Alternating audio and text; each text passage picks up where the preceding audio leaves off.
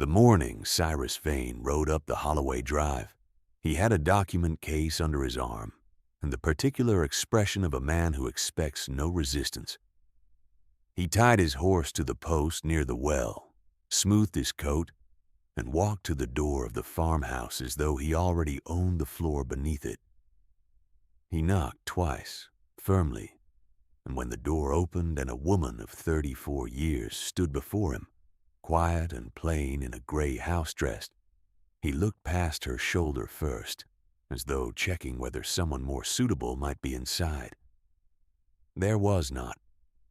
There was only Dean Holloway, her daughter Nora at her hip, and the dry August air of Crockett County, Texas, moving through the house from the back window.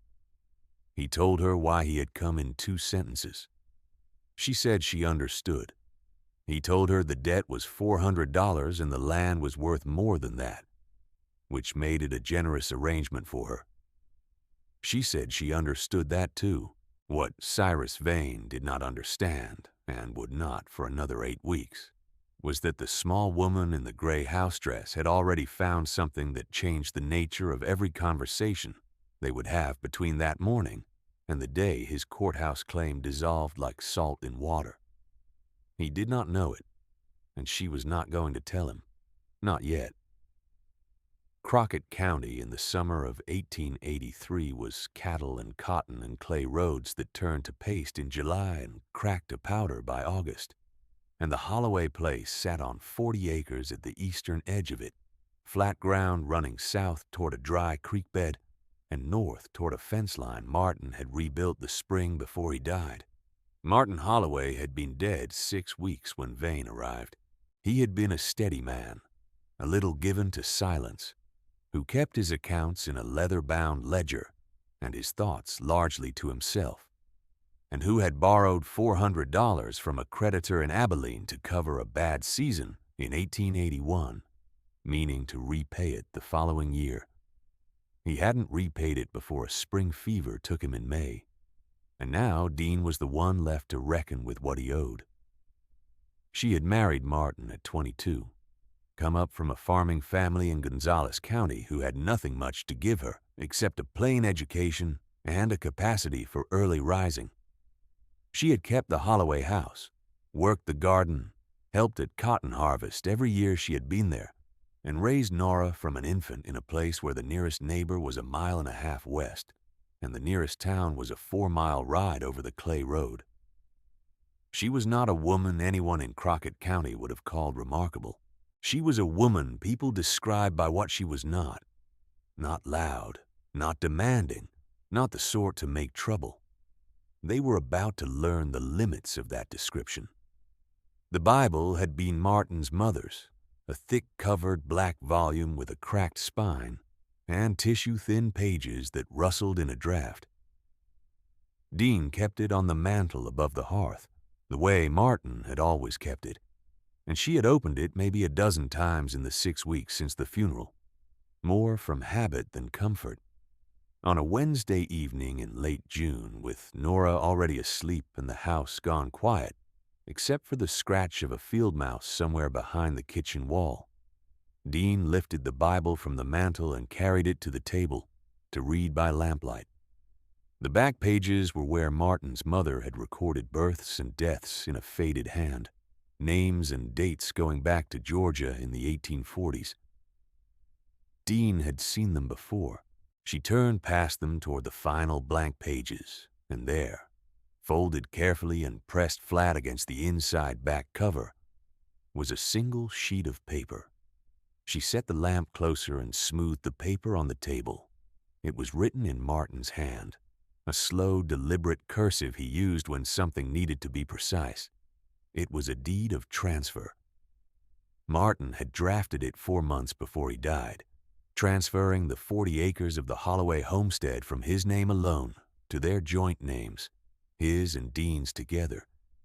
And he had noted at the bottom in small, careful letters that he had recorded it with the Crockett County clerk on the 15th of February, 1883. Dean sat at the table for a long time without moving. She was not a woman given to weeping, but her eyes went wet because she understood at once what Martin had done and why. He must have known the debt was a risk. He must have thought that if he transferred the land while he was still living, it would sit outside the reach of the creditor, whatever happened.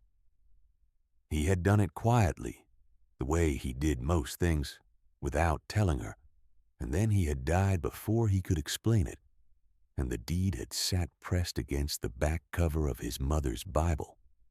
Through the funeral and through the first 6 weeks of her grief, waiting. She folded the paper again precisely as she had found it and put it back inside the Bible. The question was whether it was valid. Dean knew enough to know she needed an answer to that before she knew what she had. The county clerk's office was in Comanche Springs, 4 miles down the clay road. Dean left Nora with a neighbor woman named Ada Greer, a stout and sensible widow who kept a small house on the road's edge and had brought a covered dish to the funeral. Dean rode into town on a Tuesday morning, tied her horse outside the courthouse annex, and went inside. Elias Fitch had been county land clerk for 9 years, a narrow-shouldered man of 50 with ink-stained fingers and a reading glass he kept on a cord around his neck. He knew Martin Holloway's name. He knew about the debt and about the creditor's lawyer who had already sent a letter to the county asking about the property's status. He looked at Dean the way a man looks at a woman he expects to need substantial explanation, and he kept his voice patient and slow, the way a person speaks to someone learning a new language. She set the Bible on his counter, opened it to the back, and unfolded the deed. She asked him to confirm whether it had been recorded and whether the recording was valid. He took the deed, put on his reading glass, and carried it to the files in the back room. She heard the sound of drawers opening. She waited. The room smelled of paper and pine tar, and a fly circled the glass globe of the lamp on the shelf. Elias came back. He set a filed copy of the deed on the counter beside Martin's handwritten version and looked at both for a long moment. He told her it had been recorded correctly. Martin had filed it in February, paid the recording fee, and it was on the county's books. The land had been transferred into joint ownership 3 months before Martin died, which meant it had passed to her by survivorship and was not part of the dead estate. He said it plainly, and then he said, with the careful kindness of a man delivering news he does not think will change anything, that the creditor's lawyer was thorough and would likely challenge the transfer if he could, and that whether she could act on this in time was another matter. A court date once set, moved on its own schedule. Dean thanked him. She folded the deed, put it back in the Bible, closed the cover, and picked it up from the counter. Elias watched her go with the measured look of a man who has said the true thing and expects it will not be enough. She rode home on the clay road with the Bible held across her knees, and the only thought she allowed herself on that 4 miles was how much cotton was standing in the south field and how many weeks it had until it needed to come in.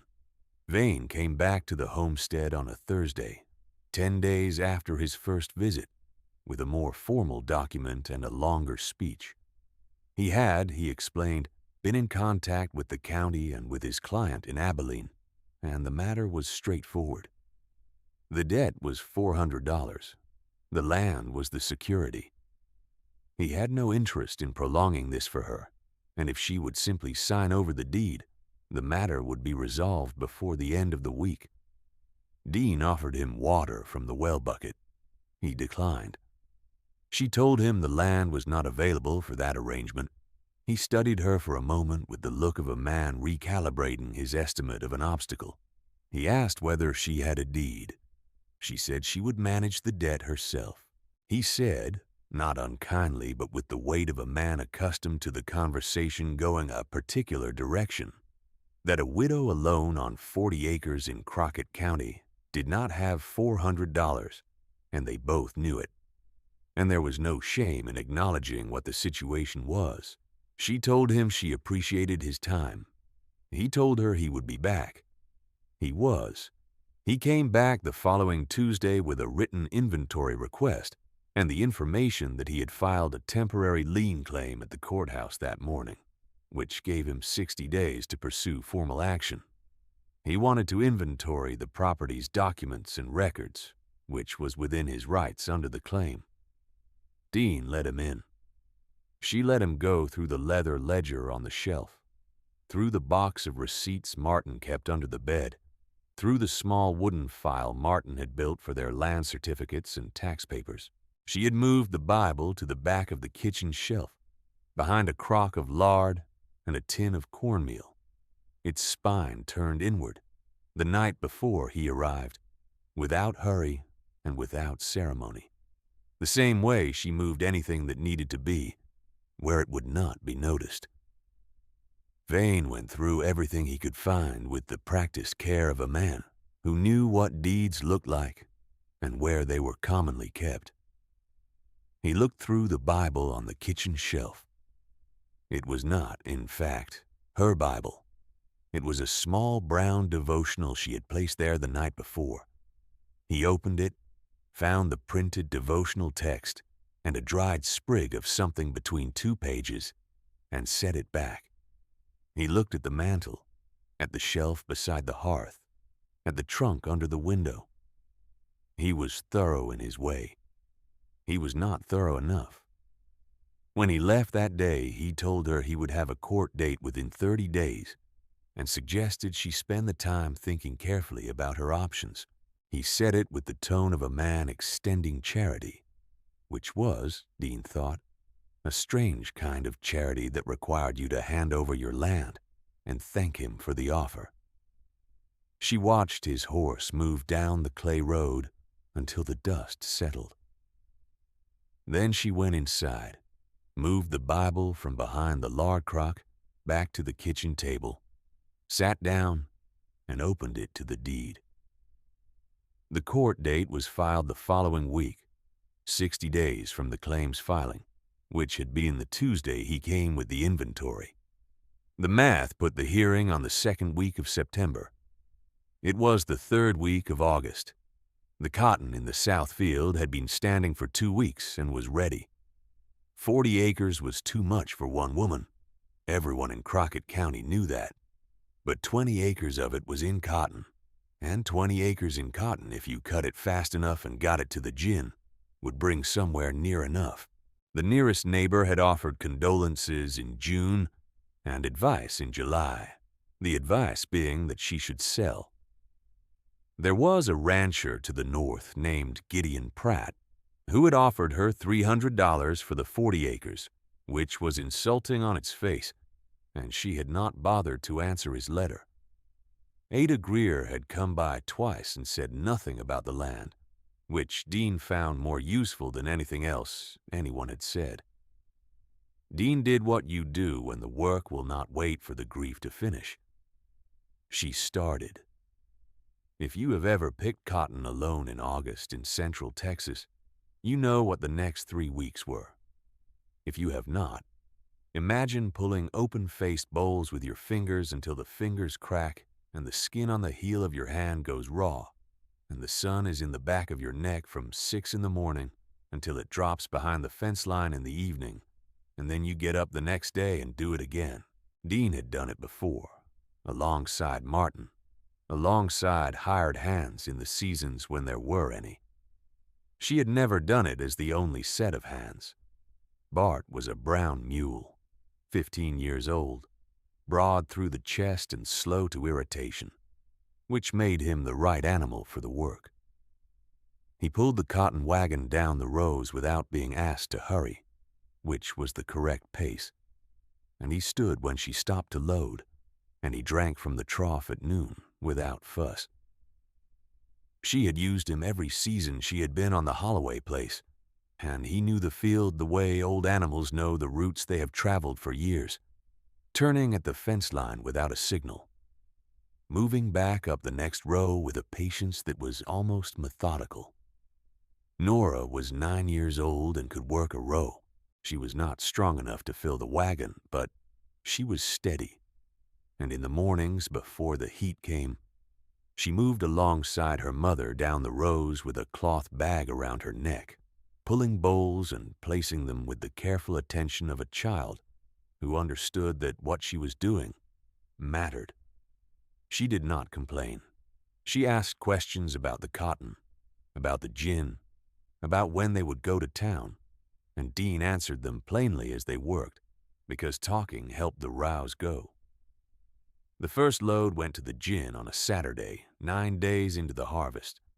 The gin operator was a heavy-set man named Horace Lund, who ran a fair scale and kept his receipts in carbon copy, which was the important thing.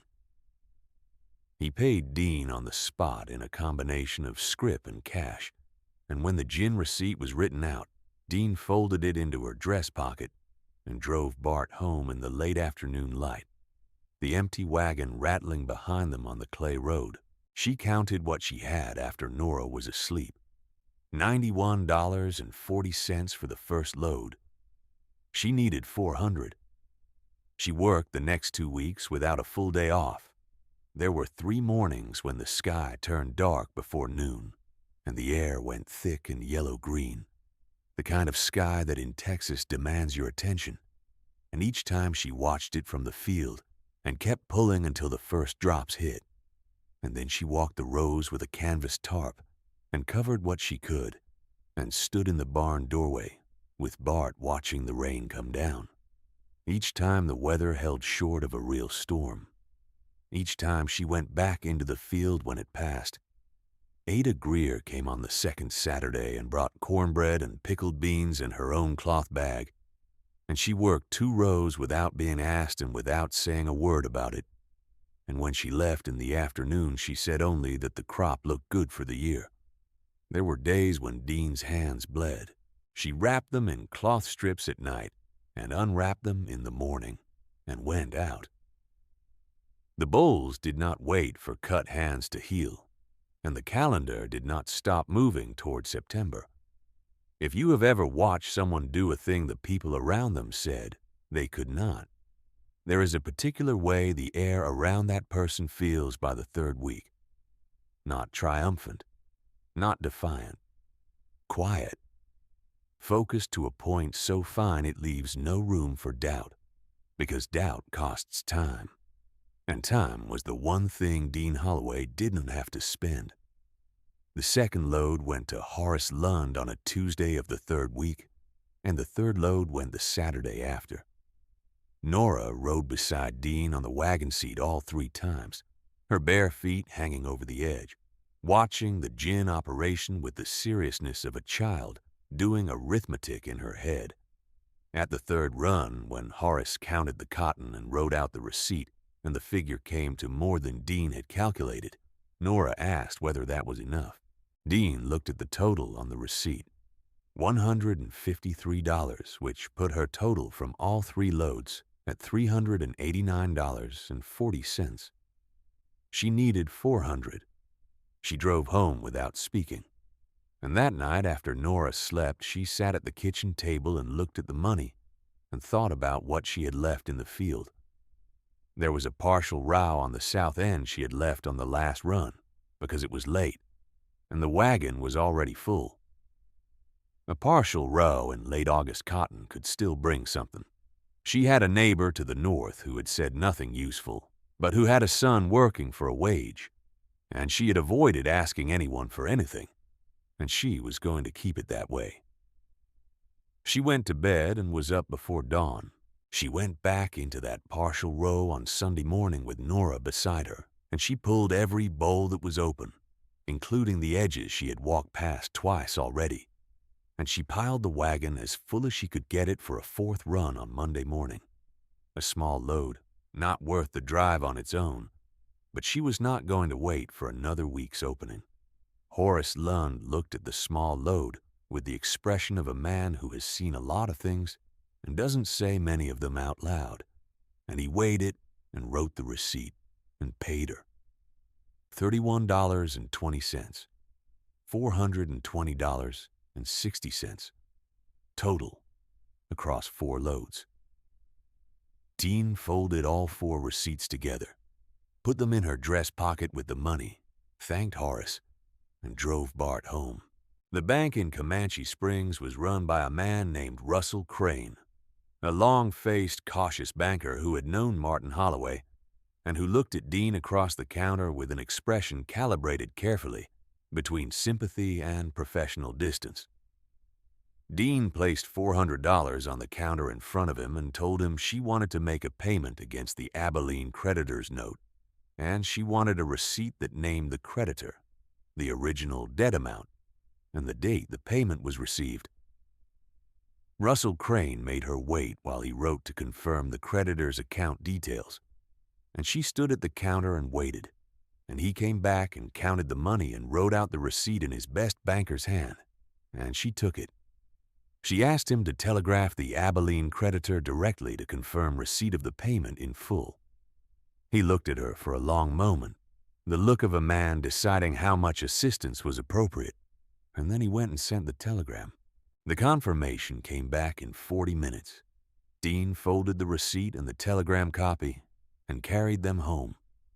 The court date was 10 days out. She did not go looking for Vane. She let him come to her. He came, as he had every time, on a Thursday morning, and this time there was a different quality to his arrival, something slightly less certain in the way he tied his horse and came up the drive. He had, she presumed, already been to the courthouse, or had received some communication from the bank's telegram, or simply felt in the way that experienced lawyers sometimes feel the shape of a case shifting underfoot. He knocked and she opened the door. Nora was at the table behind her, working on a slate board with a stub of chalk, her attention fixed on whatever she was writing. He told her the court date was still on the schedule, and that while he understood she had made some payment against the debt, his client's position was that the property was still subject to claim. Dean went to the table and picked up the bank receipt and the confirmation of the telegram and held them out to him. She said the debt had been paid in full on the date shown on the receipt.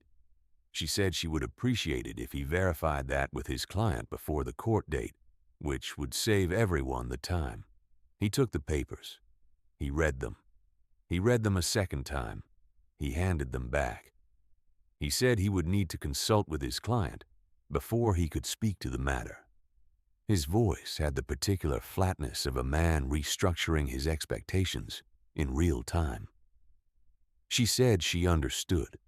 She said she had the deed to the property as well, which had been properly recorded with the county clerk, if that was useful to him. She did not show it to him. She did not need to.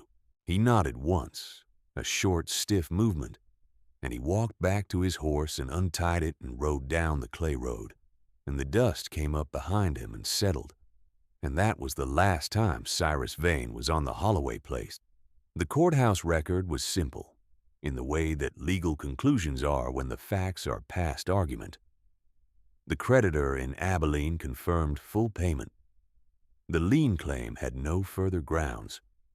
Elias Fitch recorded the dissolution of the temporary claim on the first day of the following week, wrote the notation in his careful ink-stained hand, and filed the county's copy. Dean came in to see the record on a Wednesday morning, not because she needed to, but because she wanted to see it written. Elias showed it to her across the counter, the way he showed everything, with the reading glass on the cord around his neck. And this time, he did not speak slowly, or keep his voice patient the way you speak to someone who may not understand. He said, plainly and without ceremony, that it was properly recorded and the land was hers. She thanked him. She turned to go. He said, still plainly, that he had not expected it. She told him she knew. There was nothing sharp in it, no edge or correction. She said it the way you say the obvious thing, and he received it the way an honest man receives a truth he has no argument against. And that was the end of it. She picked up Nora from Ada Greer's house on the way home, and they rode the 4 miles back to the Holloway place on the clay road in the afternoon, with the wagon empty and the receipts in Dean's pocket, and the cotton field behind them, stripped and stubbled and waiting for the fall to come. That is worth taking a moment to sit with. A woman alone, $400, 40 acres, a mule named Bart, and 3 weeks in August heat. If you have ever fought for something that was yours by right but not by anyone's expectation, you know how that ride home felt. If you want to tell the story of someone you know who did something the people around them said was impossible, leave it in the comments. The stories are worth keeping. The years that followed were not easy, in the way that no years on a 40-acre farm in Crockett County were easy.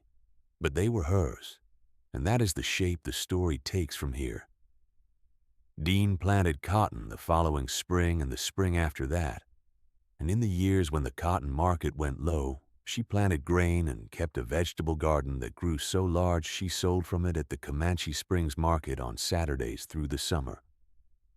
She hired a hand for harvest in the good years, and did without in the lean ones. She kept the fence line Martin had rebuilt, and rebuilt it again when the north section came down in a winter storm in 1887.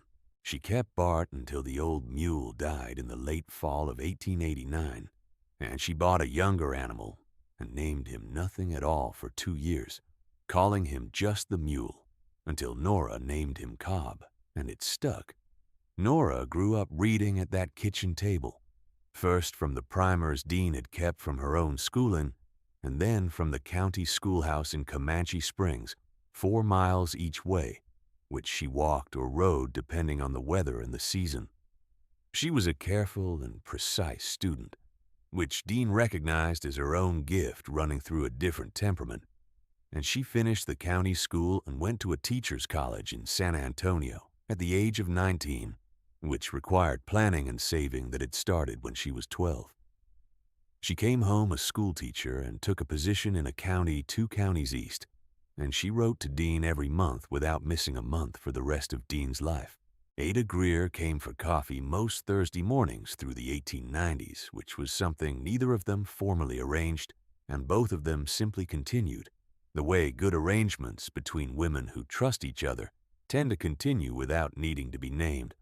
They talked about weather and neighbors and the market price and Nora's letters, and Ada never once said she had been wrong to doubt Dean would make it, because Ada had not been among those who doubted, and that was the reason the Thursday coffee continued.